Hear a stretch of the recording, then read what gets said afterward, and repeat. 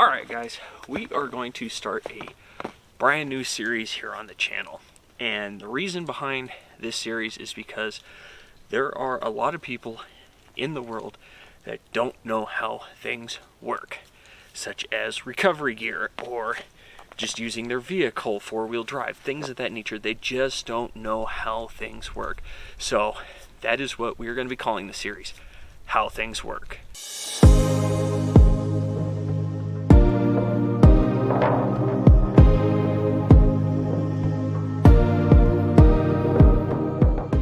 So like I said guys, we are going to be focusing on how things work.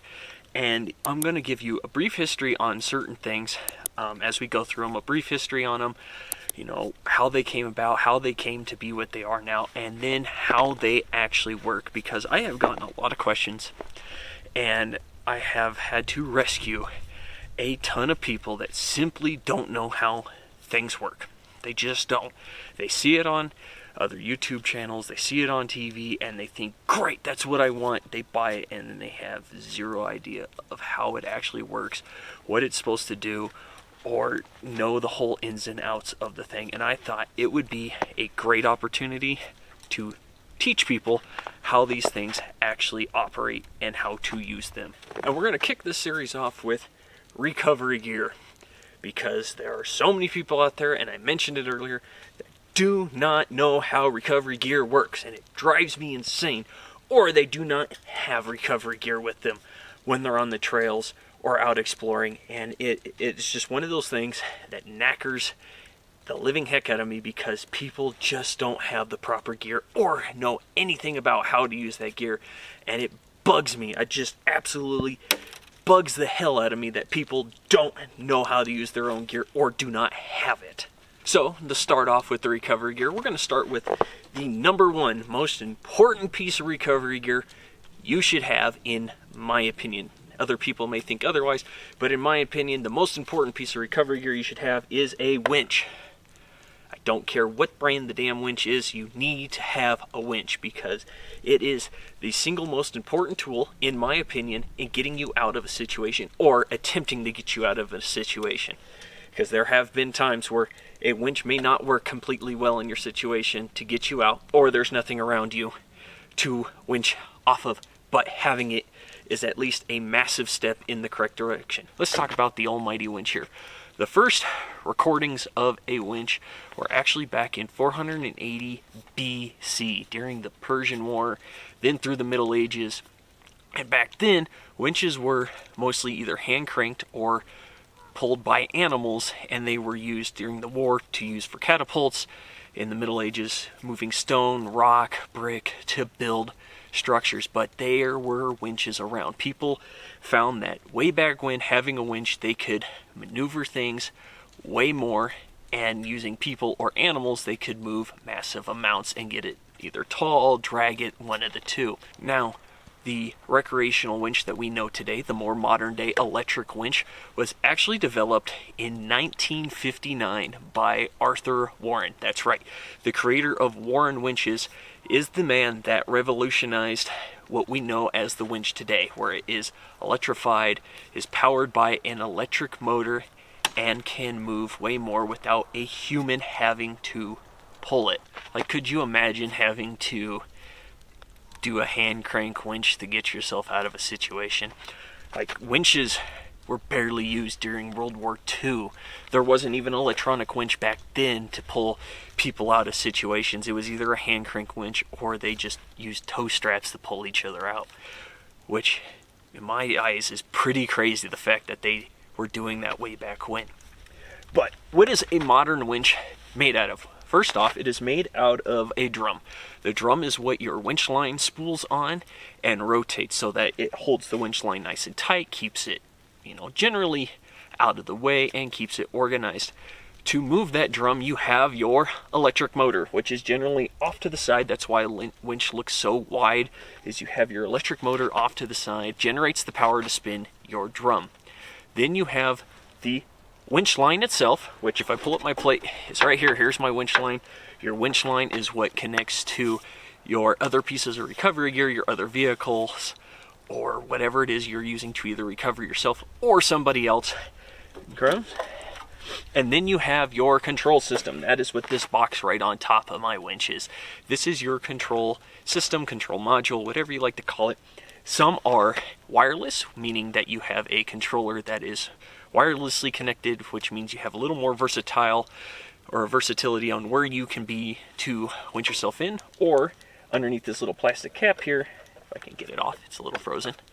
Right here is your connector for where you can actually plug your winch line controller into to spool in or out your winch itself, which is very helpful because that is what makes the whole winch operate and move. So what you guys are looking at here is the winch itself within the bumper in its housing area on my Jeep. And it just sits right up in here. Now, depending on your bumper, depends on how the winch sits. This is a Mopar steel bumper that came from the factory on my Jeep, and it allows me to put the winch down low, keep it out of the way, and it gives it a kind of more clean look. You have other bumpers where the winch will sit on top of it, and you have some where it is so recessed into the bumper you don't see anything, and you have to move your control module somewhere that allows you to operate the winch. But this is generally what it looks like.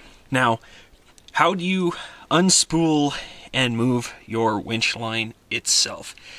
And it is all done from this little knob right here. And as you can kind of see here, it says free spool. On the back it says engaged.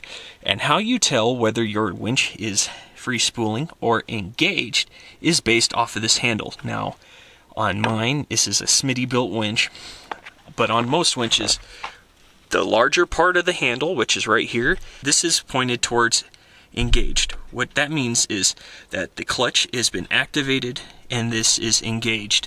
So when I want to control this, the only way I can pull this out or pull this in is having it engaged and through the controller. Now, if I turn this, I am turning the clutch so it goes into free spool. That's kind of like putting your manual transmission into neutral. This will allow me to pull the winch line out without any true resistance. The motor's not going to resist. There's nothing stopping the drum from spinning, letting me pull the winch line out. So why am I telling you this? Why am I telling you about it being in free spool, engaged? What do all those mean? Like I said, engaged means that the motor is engaged. To operate the drum, to move your winch line, you have to have your remote working it. It has to electrically be moving the winch line in and out. Free spool means that there is zero resistance from the motor, allowing you to pull it out. So the reason free spool is so important is because if you are in a situation where you need to recover one yourself or somebody else, you can put it in free spool, unhook your winch line, and just pull it to either the length of your winch line rope or to the distance and what you need. And it means that it is way easier, one, for you to do it, because you can just pull, move to wherever you need to go without having to worry about running your winch line motor to get it out. Now, the thing that makes it so important to do that is because you can wear out your winch line motor quite quickly if you're just using it to unspool line. Because when you're running your winch line motor, you should only be running it roughly in about 30-second intervals. So you can run it for about 30 seconds, stop it, let it take a break, then run it again. Because if you continuously run it, one, you'll wear out the motor, and two, it takes a massive electrical toll onto your vehicle's electrical system, meaning the battery. And if you're constantly running it to let line out, you're, one, just doing all those things I just said. You're wearing things out way quicker than you need to. Now, sometimes you have to engage it and let some line out just a little bit to where you can free spool it. Because some people, depending on how your winch sits in your rig, it can be a little bit of a challenge to either, one, activate free spool, or to get your winch line out enough that you can start pulling it. Sometimes you have to engage it to let out just a little so you can flip it into free spool and move it. But that is the whole premise behind free spool. So you can take your line out to hook it to where you need to, and then you can flip it to engage and start wheeling your line back in. Learning moment. Here we go. I have now told you it's time to demonstrate. It is in engaged right now. I'm going to turn the clutch to free spool. Now that the clutch is in free spool mode, I'm going to simply lift up my license plate cover, pull on this just enough so I can unhook my rope. It's unhooked, and I'm just simply going to pull it.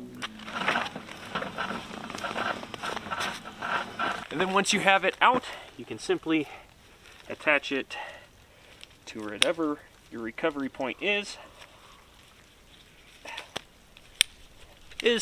and then it's attached. Now don't you worry, I'm going to explain what I just attached that winch line to in another episode, but for your knowledge at this moment, it is a tree strap, and that is generally what you're going to use to pull yourself out of a situation most of the time if there is a tree around or you don't have another vehicle to attach to that's in front of you.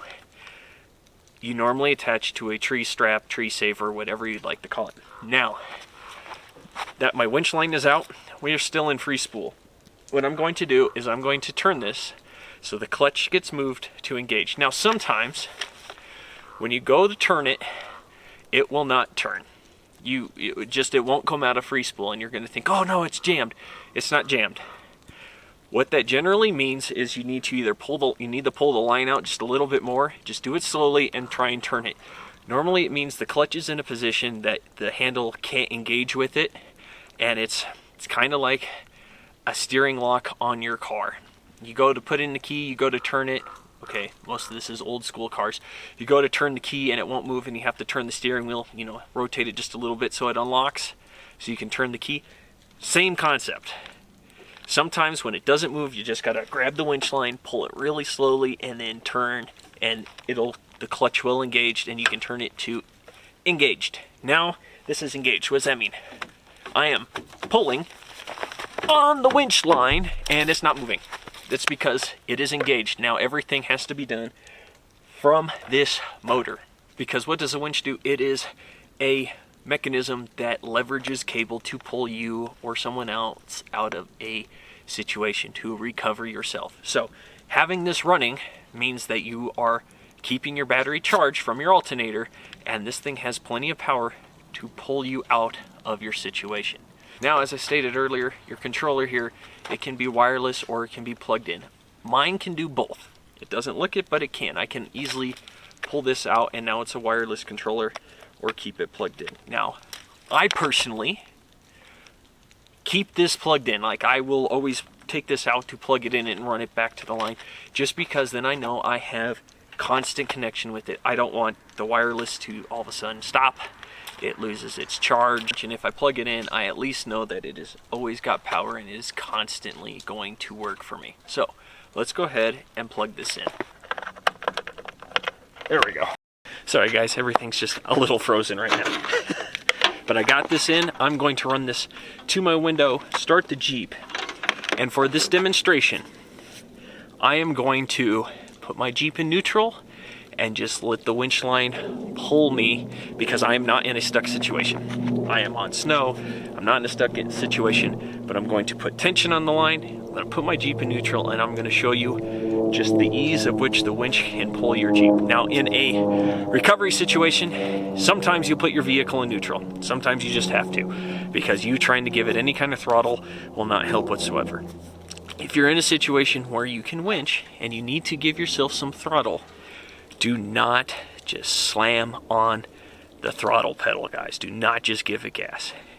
Just a gentle, nice, let the rev start picking up and allow the wheels to start doing its thing little by little to pull yourself out of the situation. And the reason is, if you just slam your foot on the pedal and it's just like power to get yourself out, you're going to put yourself in a worse situation. You can either, one, kick rocks that your Jeep was sitting on or your rig was sitting on, and now you're in a worse situation, or two, you can cause your vehicle to slide, or it'll fling your vehicle so far forward because you have some tension from the winch that you're going to end up on top of the winch line. I have seen it all happen from people. Just a little bit of throttle will help get you out of any kind of situation with the winch line. And like I said, sometimes just putting it in neutral and letting the winch do the work is sometimes the best option. But like I said, for this demonstration, Jeep will be in neutral. Just going to pull it a little bit. You guys are going to see.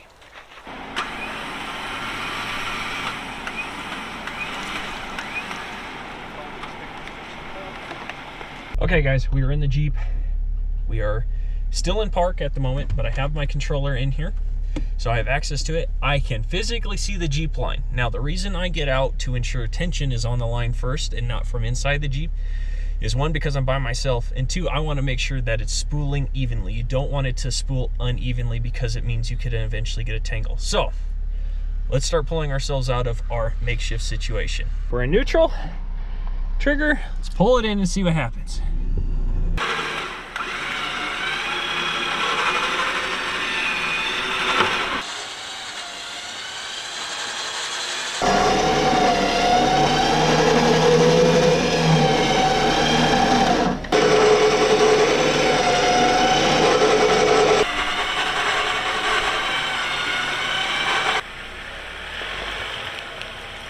So now that we're out of our pretend situation, as you guys can see, I've got some slack on the line. The line is pretty much hanging on the ground.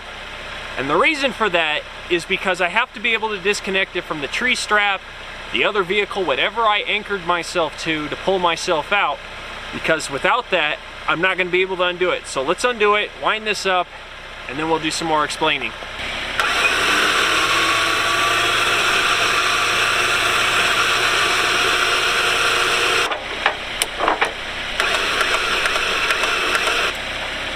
That was pretty cool, right guys? Now, if you guys didn't notice, as I was reeling in the last little bit of winch line until I hooked it on here, you saw me moving it in a back and forth pattern. And the reason for that is because you want to try and get it as evenly distributed on the spool or on the drum as possible. You don't want one side, higher than the other, because you can end up actually tangling itself underneath, and then when you go to free spool it, you're not going to be able to undo it because there's so much pressure on it, it will not undo itself. I've ran into that situation once. Last summer when me and my dad did our 4-day Colorado adventure up through Engineer Pass and everything, we ended up rescuing a Tacoma. Well, during the rescue, this was anchored to a tree because the Tacoma was anchored to the back of the Jeep. Well, when we reeled in the line, what we didn't realize was on one side, it was bound higher than the other and it got bound up. So when we got stuck in a situation 2 days later, we couldn't free spool it to get ourselves out because it had gotten stuck. And the only way I was able to was once we had taken hours to get the Jeep unstuck, I had to connect this to a tree strap and go in reverse and pop it loose. That was the only way I could undo it. So it's very important to get this as evenly distributed as possible. Now, I get it, in the recovery situation, it may not always be the easiest thing, but if you notice when you're putting the winch in, when you're finally out of your situation, if one side looks worse than the other, take the time to undo your winch line and put it back evenly. It will save you so much time and so much headache later on. Now that I've given you guys some brief history on the winch and you have seen how it works, how it actually operates, how do you know which winch to buy? And I'm not talking about a brand of winch. Most winches, the brand of winch works really well. I'm talking about what weight of winch do you need to buy. This is a 10,000 pound winch, which means it will pull 10,000 pounds. Like, that is the force of that the drum and the motor can handle. Now, how do you figure out what you need for your rig or your build? Generally, a good rule of thumb is take 30% and times it by your GVM. That will give you a good round number of what, weight winch you need. Now, with the winch, though this is a 10,000 pound winch, you have two different types of lines you can run on a winch. Most winches today that are for recreational use of recovery and things like that are a synthetic line. The other cable is a steel cable. Those are what you see a lot on big industrial equipment and massive tow trucks. The difference between the two is simply put this way. A steel cable and a synthetic line are roughly equal in what they can pull in weights. I'll get to those numbers in a second. But roughly stated, the biggest difference between them is when a steel cable snaps, when a winch line snaps. If it is a steel cable, it has all the force still in it, and it will generate that force back at you at the direction of your rig, your vehicle, whatever it is. With a synthetic line, if the synthetic line snaps, all that kinetic energy, all the force within it drops. the line drops, it is lost. It is completely gone. There's not much of it flinging back. It's just going to snap and fall. So a synthetic line is a ton safer to use and is what 99.9% of most people on the trail use. You still have some people that have some steel cables, but for the most part, that is what people are using on the trail. Now, I told you there are some numbers between them and that a steel cable and synthetic line are roughly the same, and I have these numbers for you. So there's not a lot of difference, like I said, between a steel cable and a synthetic line. They pull roughly equal weight. I'm gonna be honest, it is. So the dependent of how much weight, the braking strength of your, I'm gonna just stick with a synthetic line, your synthetic line is based off of the diameter of the synthetic line, of the winch line itself. So I'm going to run through some numbers. They're going to appear here on the screen. Don't worry. But if you are running a 1/4 inch diameter cable, this is 1/4 inch diameter, it has a 9,000 pound braking strength, which means it can pull anywhere up to 9,000 pounds. At around 9,000 pounds or slightly more, it will snap. A 5/16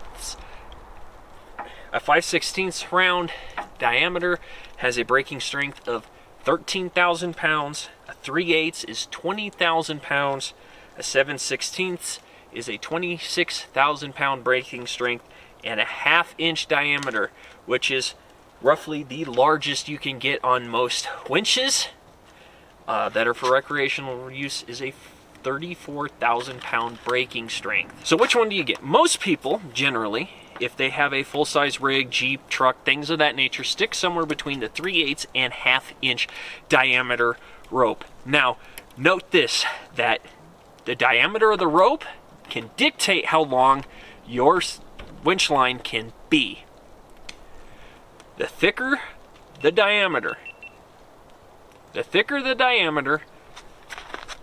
the wider this is, so the wider the diameter, the more it's going to spool around your drum, taking away some of the distance within that rope. Meaning you can't necessarily, if your winch can only handle, let's say it came with a 3/8 winch line and it was 100 foot long, if you get a 1/2 inch diameter winch line, you're not going to be able to have that 100 feet, because that 100 feet will not spool up against this drum.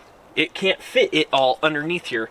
Even if you remove the power system box off of it, it's not going to fit, because it is just so much wider. You can't have as much distance.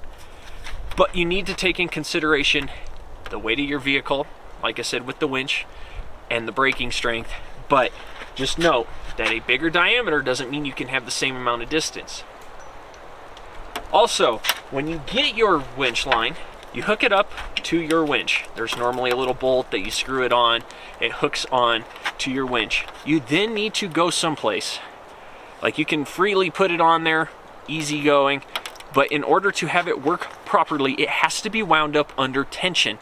I have found for me that going out into the woods, putting a tree saver around a tree, hooking the winch to it, and putting it in neutral like I was showing you in our fake scenario, and just letting it wind up slowly and evenly works best. Because once that tension's on there, you have more room on your drum, and two, the winch is properly set to work. If it is super loose, you can run into the issue to where you get that binding sensation I was talking about. You pull out only how much you need, but you still, say you need 50 feet, but you still have 50 feet because it's a 100-foot winch line. That other 50 foot, when you start winding it in, can get bunched up because it's not under as much tension as the top, meaning when you go to unspool it the next time, it may not unspool for you. Just things to keep in mind. Another thing to note about your winch is what kind of environment are you going to be in. Not all winches are waterproof. For instance, mine is a waterproof winch, which means I'm not super worried about when the snow falls, going through water, it rains, things like that. Some are not waterproof, meaning that they can get messed up, electronics, they just don't hold up well. So just make sure that you know what kind of winch you need.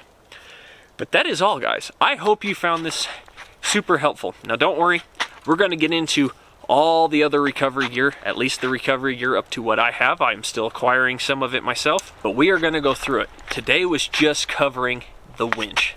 But thank you all for joining me. If you haven't hit that subscribe button, guys, you guys are what makes this channel happen, and we are still growing. I have got my sights set at about 2,000 subscribers, guys, and I think we can make it by the end of the year.